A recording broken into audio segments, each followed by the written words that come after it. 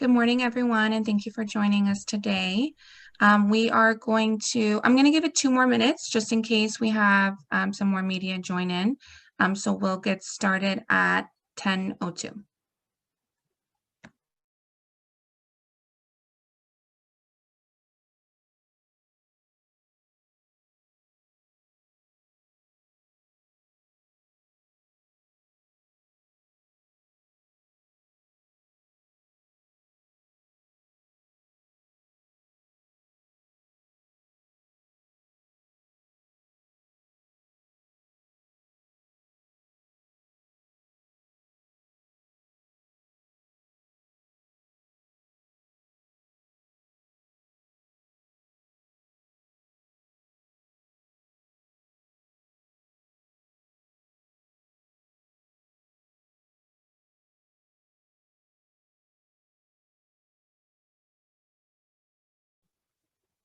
Okay, we're going to go ahead and get started.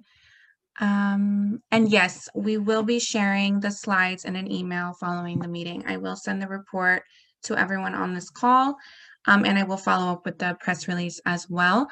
I can also share the recording if anyone is interested. Okay, so today we have Ruben Lebron, Political Director at Alianza, Marcos Villar, Executive Director of Alianza, and Board Chairman Samuel Vichal Santiago with Familias Presentes Movement. Today we're going to be discussing a precinct-level presidential election analysis on Latino voters in Central Florida. So understanding turnout and speaking to opportunities and challenges that we can look forward to in the coming elections. So I'm going to go ahead and pass it off to Samuel, who's going to be opening us up today. Good morning, everyone. My name is Samuel Vichal Santiago, and as Cristina said, I'm the chairman of Familias Presentes Movement. And I've also been conducting this research together with Alianza for the last 2 cycles, trying to understand a little more voter turnout and performance of Latino and particularly Puerto Rican voters in the Central Florida region. The reality is that there's nearly 900,000 registered Puerto Rican voters in the state of Florida. And as this number has continuously grown in recent years, obviously political candidates and parties have realized the importance of this demographic as it has become a deciding constituency in the I-4 corridor. So today, Alianza and Familias Presentes basically went ahead and created research to explore the democratic turnout and performance among the Puerto Rican community. Our research basically explores recent trends among Latino and Puerto Rican voters in the I-4 corridor, highlighting again voter turnout and election data from predominantly Latino counties in the I-4 corridor. Primarily, we're focusing on 7 counties in Osceola, Orange, Hillsborough, Seminole, Polk, Volusia, and Pasco. And we're looking primarily at precinct by precinct data in predominantly Latino and Puerto Rican precincts in these counties. So basically, in terms of our methodology, in order for us to better understand voting behavior, turnout, and preferences, we have selected data from 144 precincts with the highest proportions of Latino voters in 7 Central Florida counties. We selected 30 in Osceola, 24 in Orange, 20 in Hillsborough, 20 in Seminole, 20 in Polk, and 20 in Volusia, and 10 in Pasco. From that, those precincts, Latino voters represent about 40%, and they range from 15% in some precincts in smaller counties like Pasco to over 70% in precincts in Osceola and Orange. Basically, and this data we were able to get in primarily from the supervisor of elections of each county, so it is official data. And as, again, the report that you guys are going to get after the meeting explores data from 2012, 2014, 2016, and 2018, and 2020. So the last 5 cycles, both presidential and in the midterm. So why don't we go ahead? There's 5 main findings And again, the report kind of detailed them a little bit more, but we can go ahead and start talking about what our analysis found. Number one finding, and this is very important, Latinos turn out in record-breaking numbers during the 2020 election.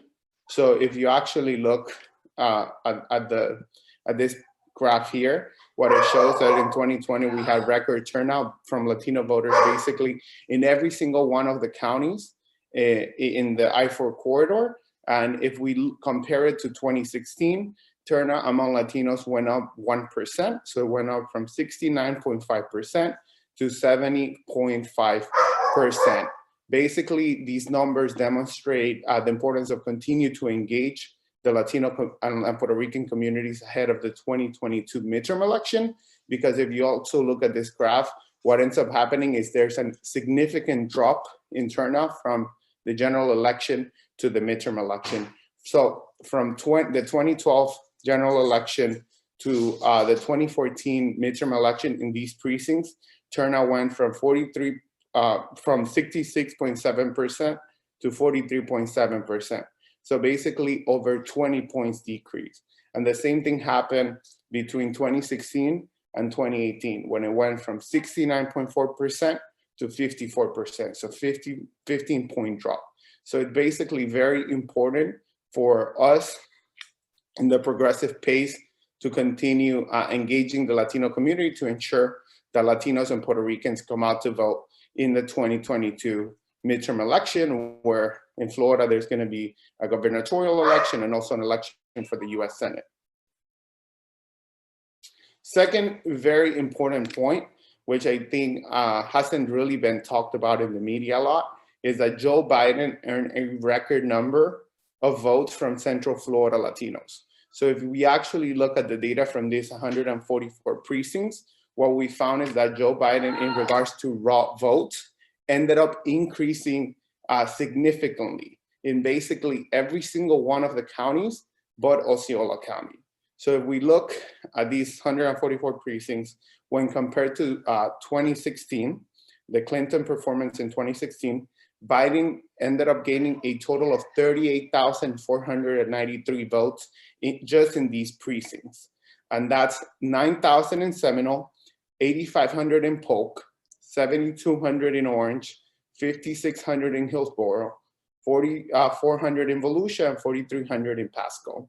And again, this data is going to be shared with you in more detail, but what this basically shows is that despite some gains from the Trump campaign among Latinos in regards to the raw vote, Biden actually ended up gaining more than Clinton, which is also significant because if you look at the trend, that did not happen in 2016, when Clinton went down from Obama in these precincts, in some of these precincts, in some of these counties.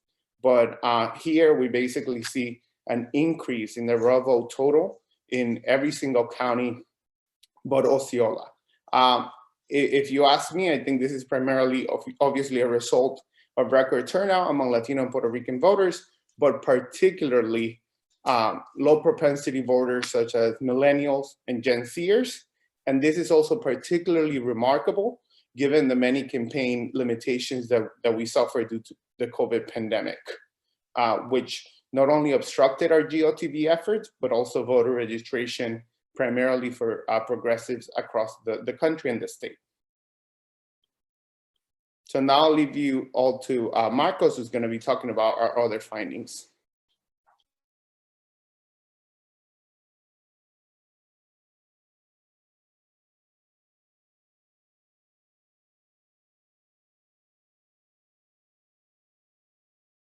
Marcos, you're on mute. Thank you, Samuel. Good morning. My name is Marcos Vilar. I'm the Executive Director of Alianza for Progress, a social justice advocacy organization here in headquartered in Central Florida. I'm also chairman of the United for Progress PAC. In both organizations worked hard to, on the one hand, get the Latino vote out in the I-4 corridor, but also on the PAC side, supported Joe Biden and several other local candidates up and down. And we'll talk a little bit more about the impact of the local candidates as well further in the presentation. But in this slideshow, as you can see, it plots all the 144 precincts that we looked at. And the clear pattern here that we can see is that the higher concentration of Puerto Rican and Latinos per precinct, the higher was the support for Biden. And this is the trend that is really hard to ignore and quickly emerged. Moving on to the next slide,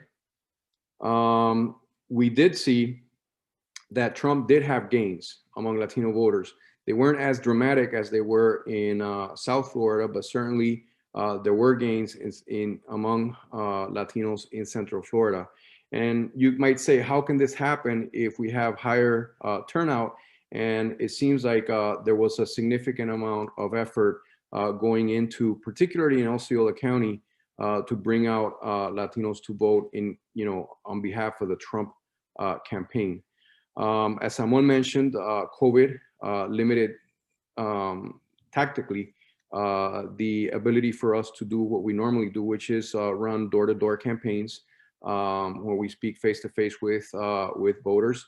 One of the things that we're very proud in our campaigns is that not a single one of our campaign workers, and we had over 100 of them, contracted COVID during our campaign, and that to us was a big important goal in not exposing our canvassers or the voters to potential exposure to COVID.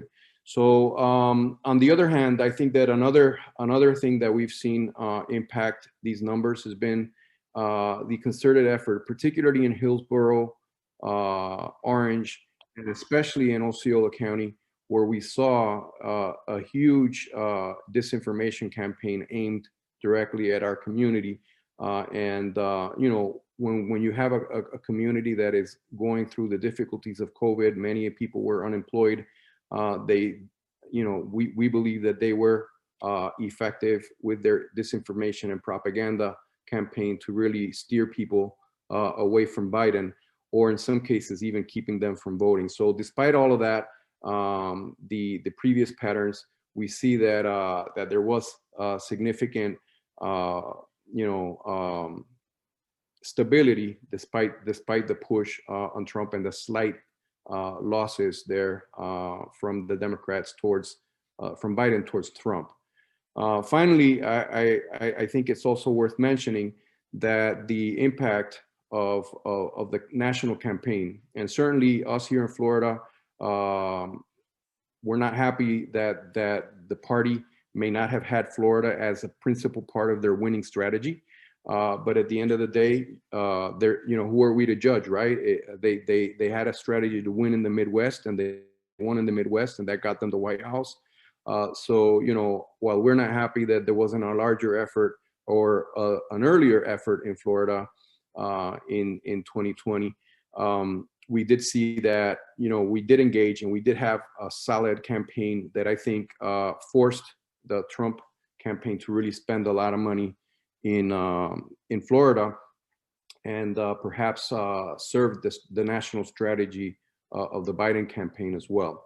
So between this next slide that you have in front of you here basically demonstrates that despite our impact at the state level, the number of Puerto Rican elected officials in Florida at the local level continues to increase dramatically.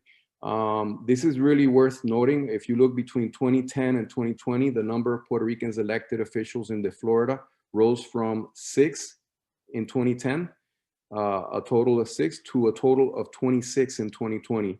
That's a gain of 20 new seats in the hands of Puerto Ricans.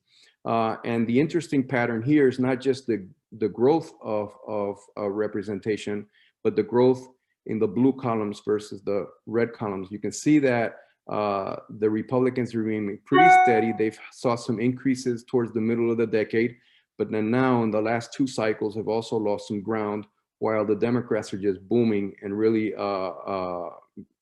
capitalizing on gaining a lot of local seats. And these seats include, city commission, county commission seats. It includes state legislative seats, as well as county-wide seats, which is the first time this cycle that we saw both in Orange County and Osceola County victories by Puerto Rican candidates, Puerto Rican Democratic candidates, both countywide in both counties. In the case of Orange County, we have Amy Mercado, who won her position as property appraiser, beating Rick Singh, two-term incumbent. And we also saw in Osceola County, the first Puerto Rican sheriff elected in Osceola County and in the I-4 actually from Puerto Rican descent. So we continue to see growth in that area, and that's a very, very positive sign for us. And with that, I'll turn it over to Ruben Lebron, who is going to talk a little bit about the impact of our organizations during the 2020 cycle. Good morning, everybody. Like Marcos said, my name is Ruben Lebron. I'm the political director for Alianza. And as such, it is my job to lead our field organizing program. So let me tell you a little bit about our work in 2020. In 2020, our digital campaigns reached an astounding amount of folks, 7 million people. We have a very strong communications team that makes sure that we're reaching all the people that we want to engage for our campaigns. At the same time, we also were able to make almost 1 million text messages to Latinos in the I-4 corridor, many of whom live in the precincts that we've been talking about for the last 15 minutes. In addition to that, we were able to make over 700,000 calls for a total of over 1.6 million voter contact points, engagement points.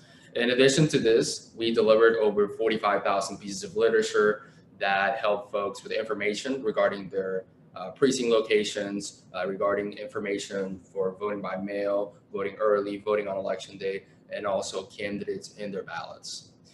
And with all the folks that we try to engage, these 1.6 million text messages and calls, we were able to persuade 153,000 of them to request a vote by mail ballot. And we had a very high rate of completion and return, with 126,000 of those actually mailing back those ballots. And additionally, one thing that we're really, really proud of this year was our Ballot Care program. We saw an unprecedented shift in voting methods where people were obviously requesting mail ballots in much, much higher rates. And thus, we expected also a higher raw error rate in ballots, either because of missing signatures or other inappropriate thing that you did when you had to send your ballot back. So we trained our team to make sure that we were contacting people who were notified by the supervisor of elections that there was an issue with their ballots. We contact them over and over again to make sure that they would, either sign an affidavit to make sure that their ballots were full, or just making sure that their right to vote was fulfilled. These are people that actually wanted to vote and they voted, but they just had some little trouble doing it.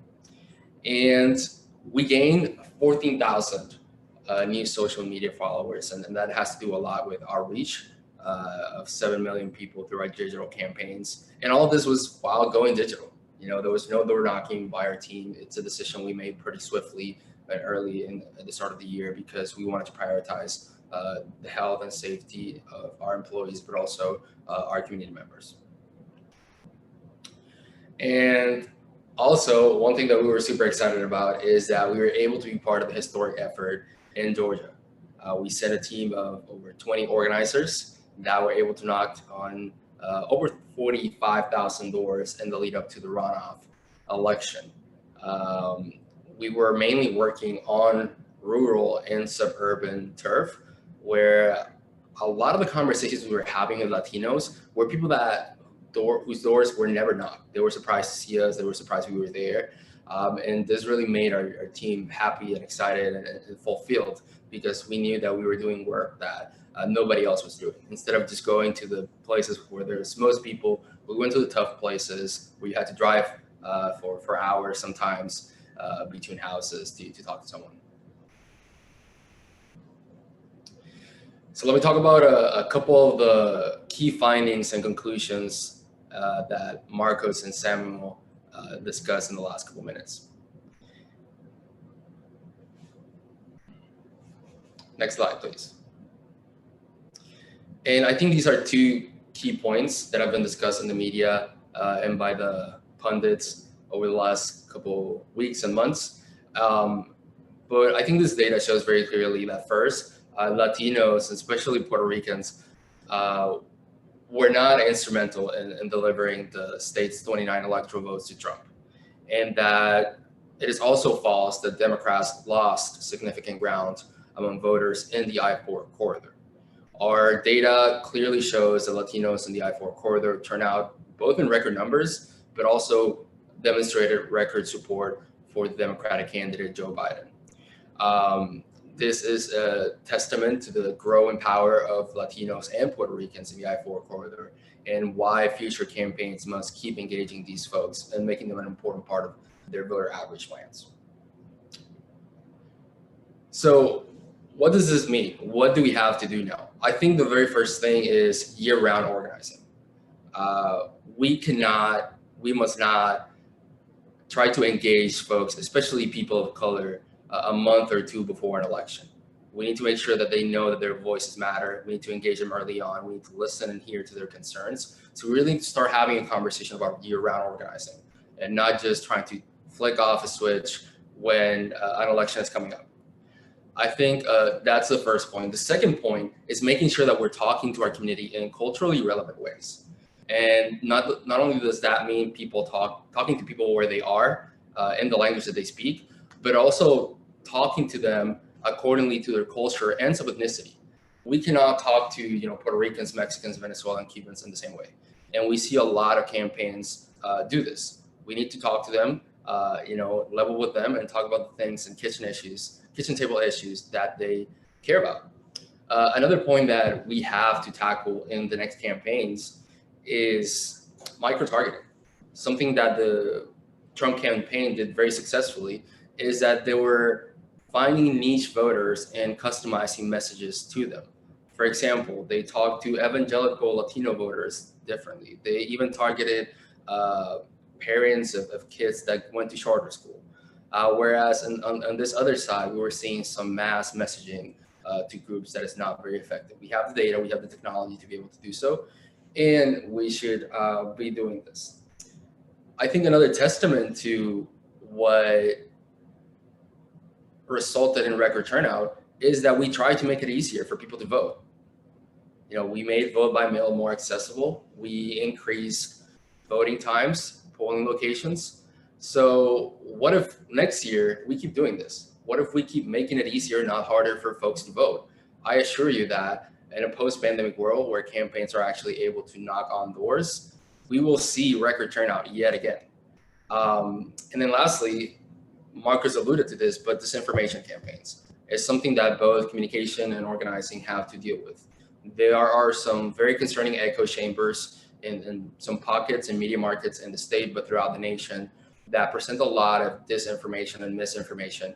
And we need to make sure that we are there for our community, providing reliable, credible news sources so that people can make the very best decisions for them and their families. As this is especially concerning in South Florida, where we saw big disinformation campaigns 4 years ago that tried to control the messaging, and it was very hard to fight back in just a couple months. So this is the type of work that Alianza for Progress and Familias Presente is here to do.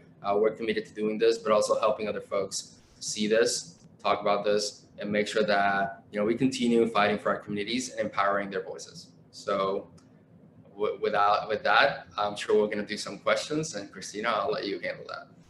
Thank you so much, Ruben, and thank you, Samuel and Marcos, as well. Okay, do we have any, sorry, my daughter. Do we have any questions from the media? If you do, you feel free to unmute, or you can type the question in the chat and I will ask the question to Ruben, Marcos, or someone.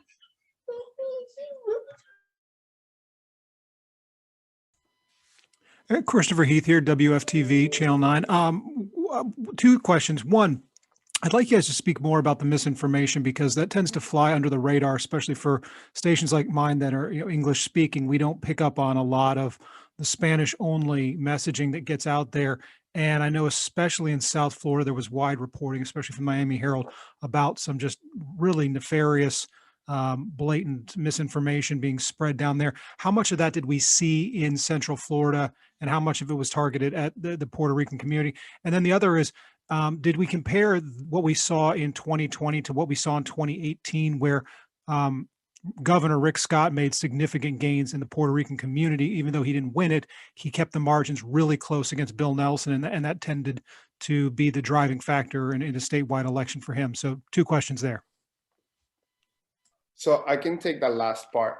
We actually did another report at Alianza, and I think if Christina, if you don't have it, I can go ahead and send it. And that was at the end of the 2018 election, that also discredit that narrative that that Rick Scott made significant gains among Puerto Ricans in predominantly Puerto Rican precincts. We actually found in that election that Bill Nelson and Andrew Gillum in that end as the top of the Democratic ticket did way better in Puerto Rican and Latino precincts than Charlie Crist in 2014. So in regards to that, I think it's very important that we base that on numbers.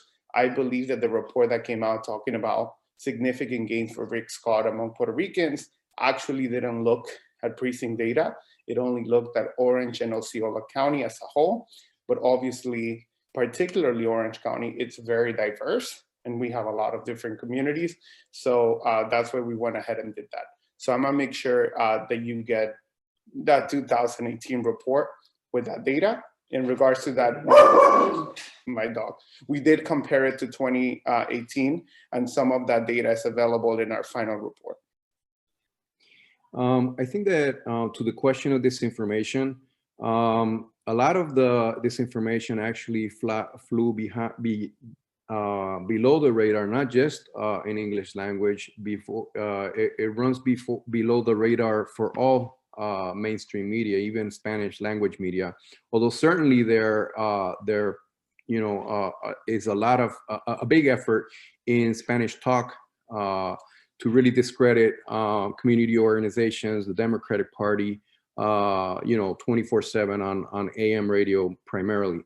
And just to give you a couple examples of some of the information that was going around, there was a lot of the QAnon, theories that were being spread.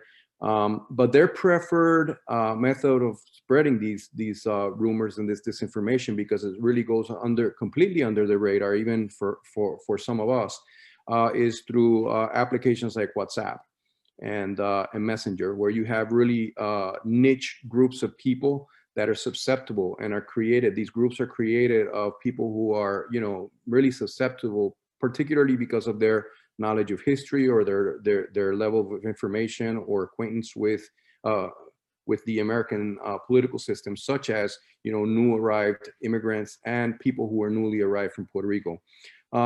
It might be counterintuitive for folks to think that, when you come from Puerto Rico, you're a citizen, and so you're fully versed and knowledgeable about the politics in the United States. But that's quite contrary to for all effects and purposes. Puerto Ricans sort of live in this bubble where and I would say it's a global bubble, because it is a different political spectrum than almost any other country or any other place in the globe, where most parties run on a line of left-leaning to right-leaning positions politically, ideologically. In Puerto Rico, it has to do with the status. So whether you are in favor of independence, maintaining the status quo, or moving towards statehood.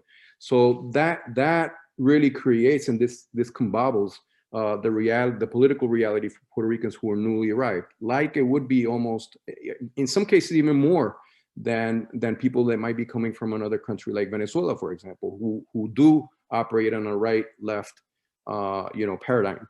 So I think that these understanding these nuances, and I think the Republicans did a really, have been spending a lot of resources and effort to really create these niche groups that Ruben was talking about. And it's hard to do that unless you have engagement year-round, like Ruben was saying. And so funding our organizations year-round is important. Getting resources to basically, upgrade our technology and our capacity and build these lists is of utmost importance. Another example that was running in a lot of the evangelical circles, and I think that Osceola has been sort of an outlier. It's one of those counties that everybody says, well, what's so difficult about getting people to vote in Osceola County? And I think it has to do with the number of evangelicals that there's a larger number of evangelicals in Osceola, and evangelicals. There's a real missed opportunity there, I think, for progressives in reaching out to evangelicals. They get bombarded literally by the Republicans on particularly the issue of gay marriage, and also on the issue of women's right to choose, portrayed as Democrats believe in killing babies. Basically, they completely changed the real ethical argument there about a woman's right to choose. Obviously, nobody likes abortions. Nobody would like, that's not what we're not promoting abortion. We're promoting the women's right over their own body. And in some cases, it's a tough choice, right, for a woman to make, her family and her doctor, and so that tends to be what bombards evangelicals. Evangelicals were not really with Trump in overwhelming numbers either. They see a person who was acting immorally, a person who's an anti-immigrant, and in Latino evangelical churches, that's an issue. That's not a welcoming scenario. So I think that we need to really look at how we appeal to evangelicals, from our side in the progressive or liberal side, how we approach evangelicals in a more effective way. But in general, the last example I bring in terms of disinformation is the 936, which was a series of laws that applied to Puerto Rico. This was widely disseminated in these media here in the I-4 corridor. 936 was a protection that was given to companies who set up shops in Puerto Rico. And this may seem like a really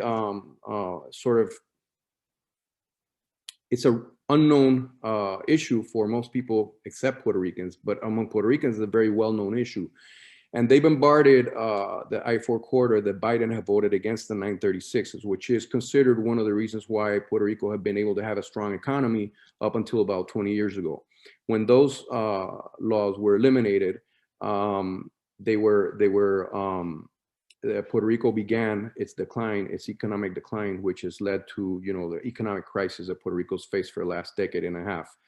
So a lot of people were they blamed Biden heavily for that, because he did vote for the end of the 936. But what they don't say is that the Republicans were the ones that were behind changing the 936, and that basically the Puerto Rican governor at the time, Ricardo Rosselló, was behind pushing that these laws be eliminated, and he was a Democrat, and so it was a bipartisan vote where everybody basically voted to eliminate that law, but it was basically clearly put on the responsibility of Biden, and that probably had a particular cost among Puerto Ricans, and things like that is what they used a lot, and it's a little bit of truth, twisting it and couching it in a way that will basically cause people not to vote for a particular candidate. In this case, it was Joe Biden. And Marcos is exactly right in regards to disinformation. And that is one of the problems when we're not engaging our community in culturally relevant ways. If we're not talking to them, we do not understand where they're communicating, where are they meeting to talk. And if you don't do that, you won't know that these echo chambers are occurring in places like WhatsApp groups, Reddit forums, and other places where disinformation spreads. So we need to make sure that we're having these conversations with our communities so we can put in front of them reliable, credible sources of information. And this also means not discrediting anyone. Folks like those faith or evangelical voters that Marcos is talking about, not dismissing them from day one and saying, they're going to support X or Y candidate, but actually sitting down, having conversations with them. And this is part of relational organizing, what we're trying to get going. Making sure that you sit down with that uncle or grandpa who you might have very different views with, and trying to level with them and be their source of information, and then letting them make their own decisions. But we saw a lot of it in Central Florida, that disinformation, in groups like WhatsApp. And it's campaigns that were there for 4 or more years, constantly tapping into a narrative. And it is very hard to change that leading up to the election in a couple weeks and months. So I think campaigns need strategies now to fight disinformation in social media and all media. It's not enough to just do 1 or 2 events or try to post a article. I think we actively need to create campaigns to tackle this on both the communication side and the field organizing side. And I think to that point, one of the things that made the misinformation very powerful is that it was very targeted. So Marcos talked about the 936 laws. In my case, as a Venezuelan American, I got calls from family members in Venezuela telling me that I needed to vote against Joe Biden because he's a socialist, a communist, et cetera, et cetera. So they were, in a way, on the right, they were able to mobilize different tools that we didn't even know were at our disposal to be able to advance a lot of the misinformation and disinformation. Thank you, Samuel. Do we have any more questions? Yes, hi, this is Bianca with the Miami Herald. Thanks for doing this.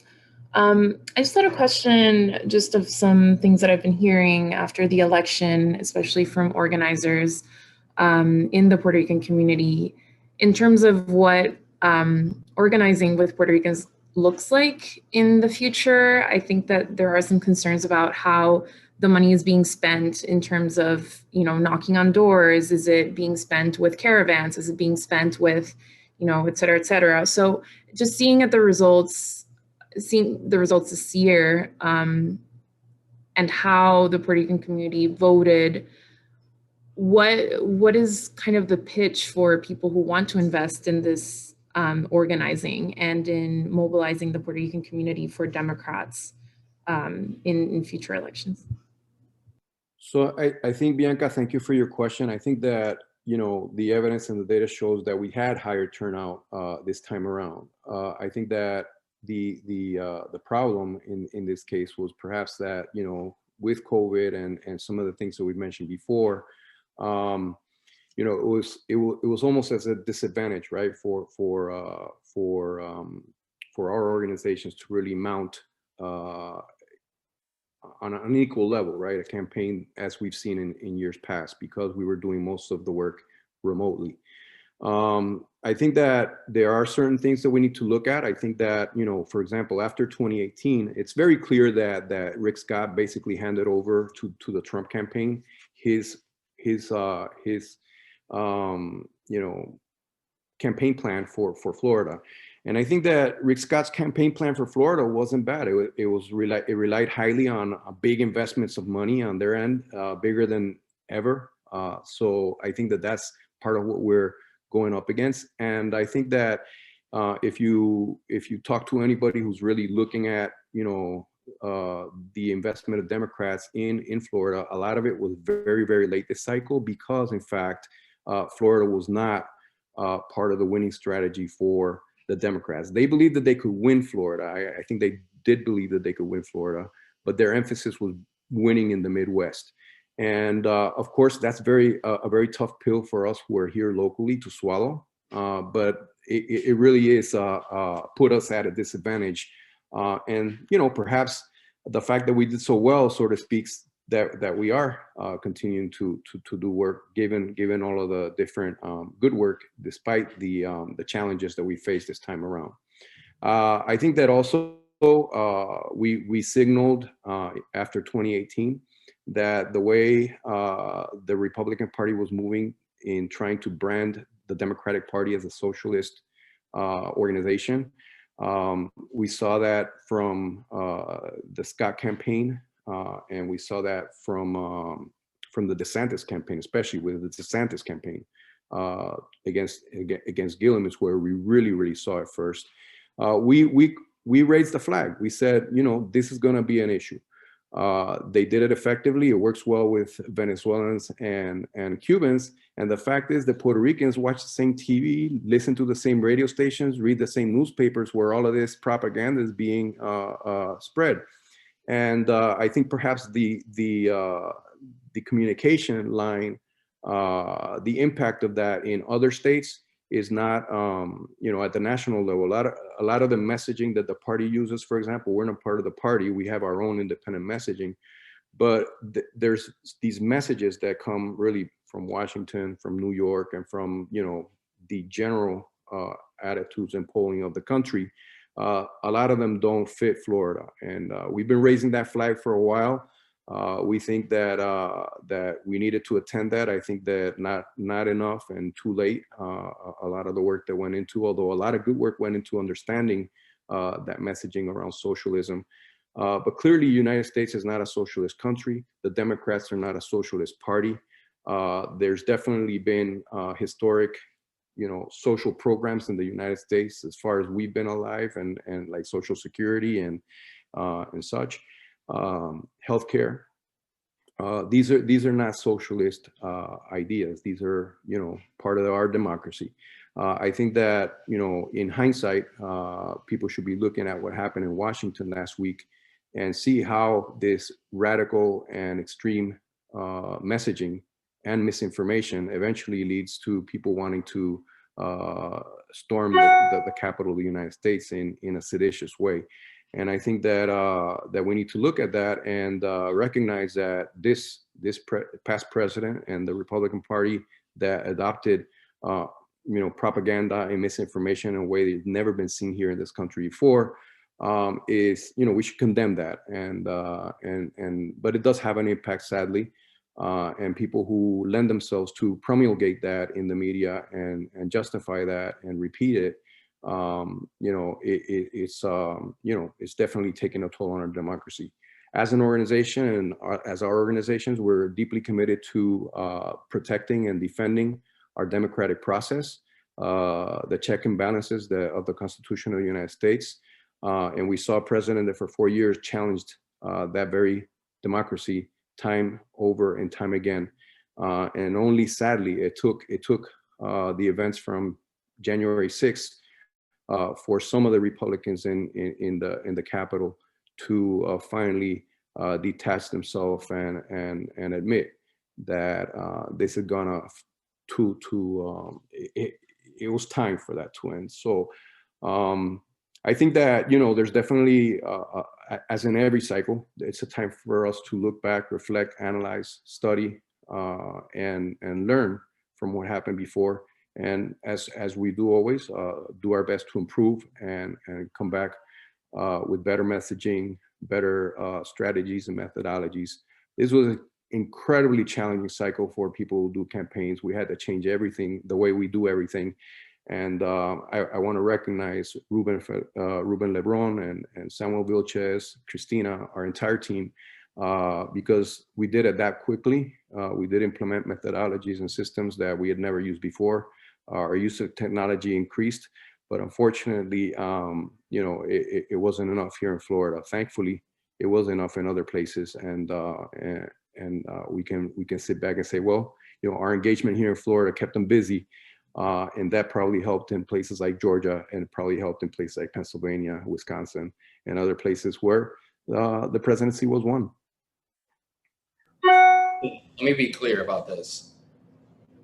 I see it as my job to make it very hard for people that don't engage the Puerto Rican community to win elections. And I hope that on their own, they look at the math and see that it'll be harder and harder for them to win if they don't engage the Puerto Rican community.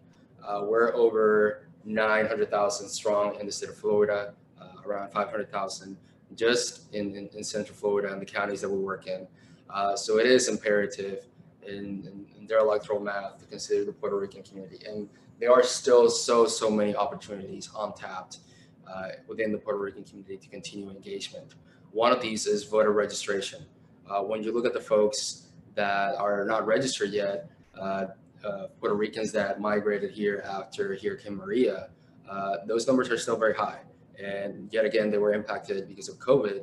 And you saw how Democrats went into the summer with a strong voter registration advantage, but they lost it because they were not out knocking doors. And part of that is engaging those Puerto Ricans that came here after Maria.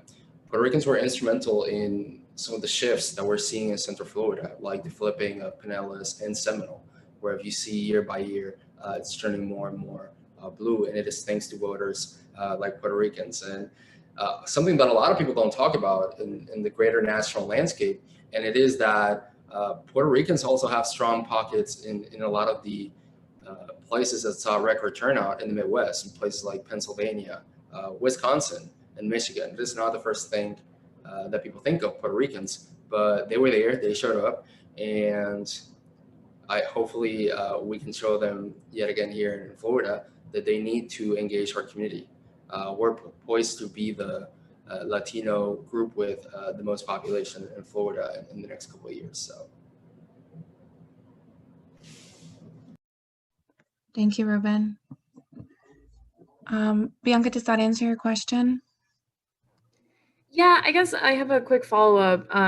If Florida was not necessarily considered a winnable state for Democrats, or rather that it wasn't part of their strategy, then moving forward, I mean, does the Puerto Rican community matter, I suppose, for Democrats in terms of engagement and investment? I'm just wondering how that's being sold for future elections on why the Puerto Rican community needs to be engaged. And I know that obviously there's kind of a moral argument to that, but I'm just wondering in terms of a political strategy. I see a lot of people talk about Florida like, it's hopeless, it's gone. And this couldn't be further from the truth. Florida has been so close for so many cycles by 1-2%. And when we look at other places in the national landscape that are not, that are still considered swing states, they have margins much larger than Florida, places like North Carolina, places like Iowa, places like Ohio.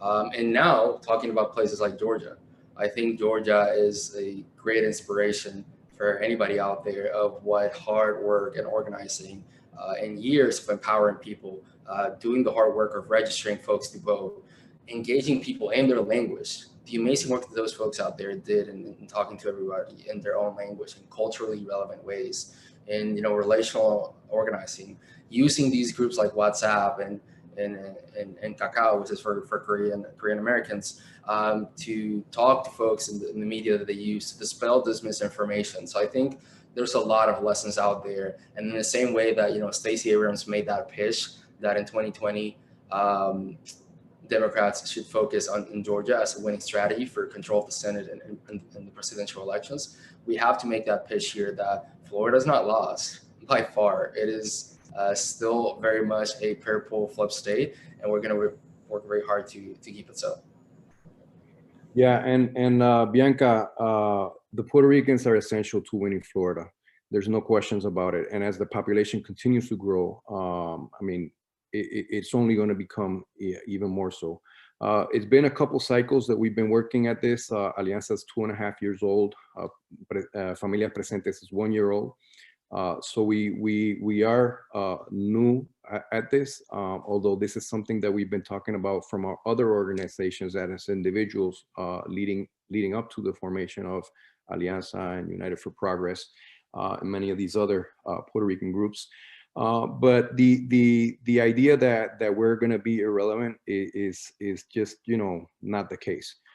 If Florida is going to continue to be a battleground state, you're going to have to work with the Puerto Ricans. There's no ifs and buts about it. I think that there are, you know, like we've stated in the call, and like we all know, all of us who are from Puerto Rican descent know that there's some real challenges to organizing in our community. Even our community, is the Puerto Rican community, is not a monolith. We have English speakers that come from the north and from Chicago, from New York, from Pennsylvania, and come here to Florida. We have Puerto Ricans from the island coming in ever increasing numbers to Florida. We have multi-generations, and different generations see politics in a different light. So there's a myriad of different factors. Even the Puerto Rican community is not a monolith. And one of the things that we've tried to do at Alianza is recognize that and understand that, you know, some of these sort of silver bullet issues that people want to throw at the Puerto Rican community, like statehood, you got to be careful with that because it cuts both ways. And so I think that, you know, for us, you know, it's a challenge. We knew it was a challenge, but it's certainly the right work, and it's certainly the right approach is to engage the Puerto Rican community. If we don't do it, given our troublesome recent history in Puerto Rico with the crisis, with the unrest over the Ricky Rosselló, it just becomes like this negative cycle over and over and over that keeps people basically disengaged from politics, agnostic, or just apathetic. What we're trying to do is actually the opposite. And, you know, every cycle is different. Hopefully, you know, we can work and take the lessons learned from this cycle and other cycles and build a better campaign in 2022. That's what we're setting out to do. And this exercise today is looking at the data, and everything starts there. Is understanding how people vote, why they voted that way, and that's our job at hand right now. And if we look at the data from political history of the state of Florida, we actually see that the tendencies tend to change from one cycle to the next. So for instance, in 2004, Bush ended up beating Kerry here by 5%, yet in 2008, Obama came back. The Obama campaign registered 600,000 people, and he actually won it by 2 to 3 points. So whatever happened in this election where Democrats lost Florida by 3 points doesn't mean that in 2024, they cannot come back and win the election. And not only that, but the Democrats' path to a majority in Congress in both the House and the Senate runs through states like Florida, given that a lot of rural counties and rural states are actually overrepresented. So imagine if Florida had 2 Democratic senators. Right now, we wouldn't be talking a 50-50, we'll be 52-48, and Democrats will be in a much more comfortable position going into 22.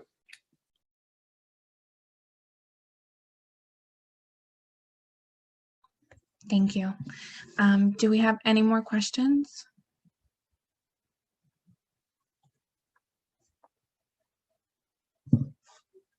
Okay. Well, then we will go ahead and wrap up the press call. I will follow up later today with a press release, the report, and a recording of this call.